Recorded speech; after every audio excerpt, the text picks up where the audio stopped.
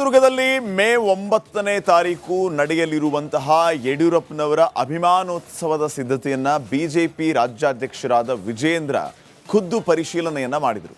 ಈ ಸಂದರ್ಭದಲ್ಲಿ ರಿಪಬ್ಲಿಕ್ ಕನ್ನಡದೊಂದಿಗೆ ಮಾತನಾಡಿದ ಅವರು, ಅಭಿಮಾನೋತ್ಸವದಲ್ಲಿ ಅಮಿತ್ ಶಾ ಸೇರಿ ನಾಡಿನ ವಿವಿಧ ಮಠಾಧೀಶರು ಭಾಗಿಯಾಗಲಿದ್ದಾರೆ. ಸುಮಾರು 10 ಲಕ್ಷ ಜನ ಭಾಗಿಯಾಗೋ ನಿರೀಕ್ಷೆ ಇದ್ದು, ರಾಜ್ಯದ ಮೂಲೆ ಮೂಲೆಯಿಂದ 10,000 ಬಸ್ ವ್ಯವಸ್ಥೆಯನ್ನ ಮಾಡಲಾಗಿದೆ. ರಾಜ್ಯದಲ್ಲಿಯೇ ಇದೊಂದು ಐತಿಹಾಸಿಕ ಕಾರ್ಯಕ್ರಮ ಆಗಲಿದೆ ಅಂತ ವಿಶ್ವಾಸವನ್ನು ವ್ಯಕ್ತಪಡಿಸಿದ್ದಾರೆ.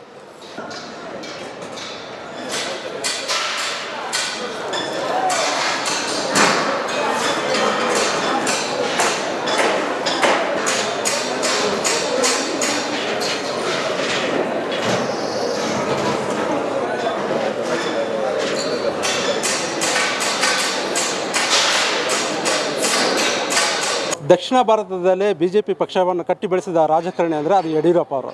ಯಡಿಯೂರಪ್ಪ ಅವರ ರಾಜಕೀಯ ಪ್ರವೇಶ ಆಗಿ 50 ವರ್ಷಗಳ ಹಿನ್ನೆಲೆಯಲ್ಲಿ ಅಭಿಮಾನೋತ್ಸವ ಕಾರ್ಯಕ್ರಮವನ್ನು ಚಿತ್ರದುರ್ಗದಲ್ಲಿ ಹಮ್ಮಿಕೊಳ್ಳಲಾಗಿದೆ. ಈಗ ನಮ್ಮ ಜೊತೆಗೆ ರಾಜ್ಯಾಧ್ಯಕ್ಷರಾದಂಥ ವಿಜೇಂದ್ರ ಅವರು ಇದ್ದಾರೆ. ಅವ್ರನ್ನೇ ಕೇಳಿ ತಿಳ್ಕೊಳ್ಳೋಣ ಯಾವೆಲ್ಲ ರೂಪುರೇಷೆಗಳಿದ್ದಾವೆ ಅಂತ ಹೇಳ್ಬಿಟ್ಟು. ಸರ್ ನಮಸ್ತೆ.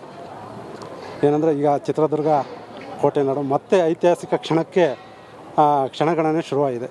ಈಗೆಲ್ಲ ಸಿದ್ಧತೆಗಳು ಶುರುವಾಗಿದೆ ಸರ್.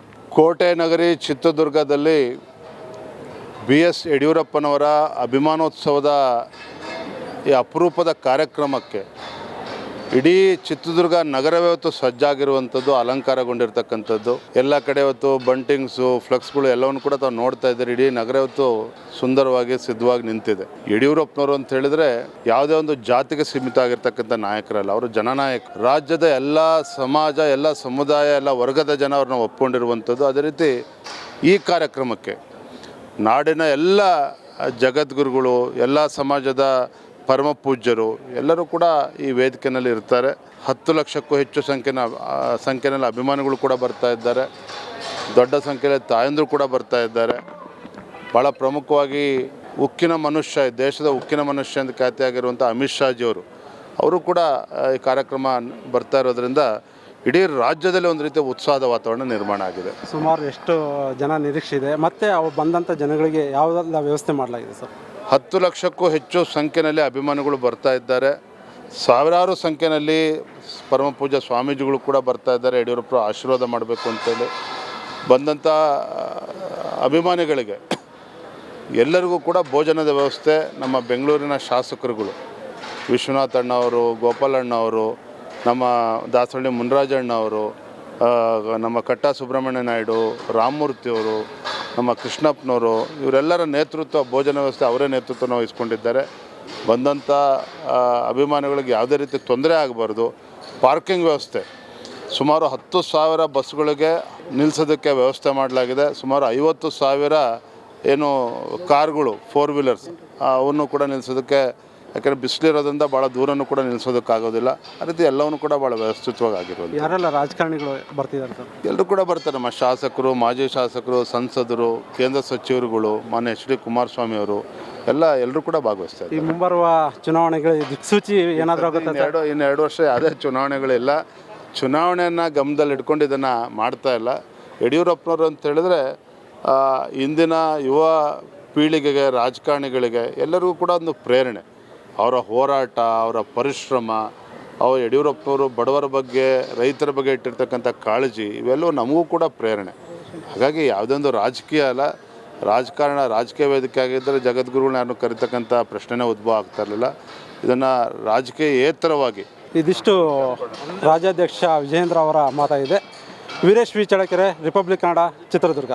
ಚಿತ್ರದುರ್ಗದಲ್ಲಿ ಮೇ 9ನೇ ತಾರೀಕು ನಡೆಯಲಿರುವಂತಹ ಯಡಿಯೂರಪ್ಪನವರ ಅಭಿಮಾನೋತ್ಸವದ ಸಿದ್ಧತೆಯನ್ನ ಬಿಜೆಪಿ ರಾಜ್ಯಾಧ್ಯಕ್ಷರಾದ ವಿಜೇಂದ್ರ ಖುದ್ದು ಪರಿಶೀಲನೆಯನ್ನ ಮಾಡಿದರು.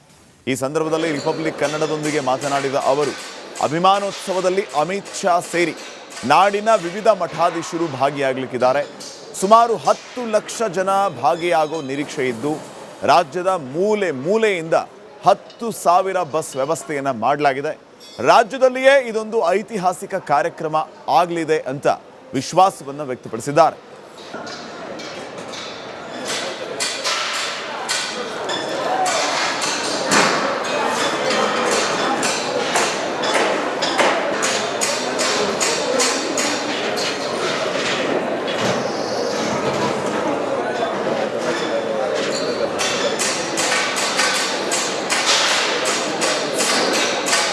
ದಕ್ಷಿಣ ಭಾರತದಲ್ಲೇ BJP ಪಕ್ಷವನ್ನು ಕಟ್ಟಿ ಬೆಳೆಸಿದ ರಾಜಕಾರಣಿ ಅಂದರೆ ಅದು ಯಡಿಯೂರಪ್ಪ ಅವರು. ಯಡಿಯೂರಪ್ಪ ಅವರ ರಾಜಕೀಯ ಪ್ರವೇಶ ಆಗಿ 50 ವರ್ಷಗಳ ಹಿನ್ನೆಲೆಯಲ್ಲಿ ಅಭಿಮಾನೋತ್ಸವ ಕಾರ್ಯಕ್ರಮವನ್ನು ಚಿತ್ರದುರ್ಗದಲ್ಲಿ ಹಮ್ಮಿಕೊಳ್ಳಲಾಗಿದೆ. ಈಗ ನಮ್ಮ ಜೊತೆಗೆ ರಾಜ್ಯಾಧ್ಯಕ್ಷರಾದಂತಹ ವಿಜೇಂದ್ರ ಅವರು ಇದ್ದಾರೆ. ಅವ್ರನ್ನೇ ಕೇಳಿ ತಿಳ್ಕೊಳ್ಳೋಣ ಯಾವೆಲ್ಲ ರೂಪುರೇಷೆಗಳಿದ್ದಾವೆ ಅಂತ ಹೇಳ್ಬಿಟ್ಟು. ಸರ್ ನಮಸ್ತೆ. ಏನಂದರೆ ಈಗ ಚಿತ್ರದುರ್ಗ ಕೋಟೆ ನಾಡು ಮತ್ತೆ ಐತಿಹಾಸಿಕ ಕ್ಷಣಗಣನೆ ಶುರುವಾಗಿದೆ. ಈಗೆಲ್ಲ ಸಿದ್ಧತೆಗಳು ಶುರುವಾಗಿದೆ ಸರ್.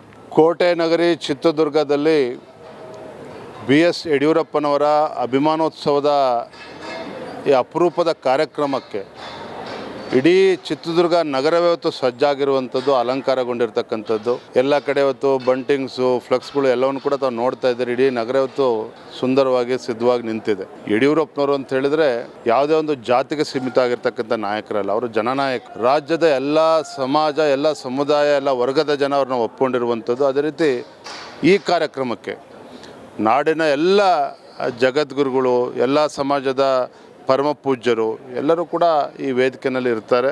10 ಲಕ್ಷಕ್ಕೂ ಹೆಚ್ಚು ಸಂಖ್ಯೆಯಲ್ಲಿ ಅಭಿಮಾನಿಗಳು ಕೂಡ ಬರ್ತಾ ಇದ್ದಾರೆ. ದೊಡ್ಡ ಸಂಖ್ಯೆಯಲ್ಲಿ ತಾಯಂದರು ಕೂಡ ಬರ್ತಾ ಇದ್ದಾರೆ.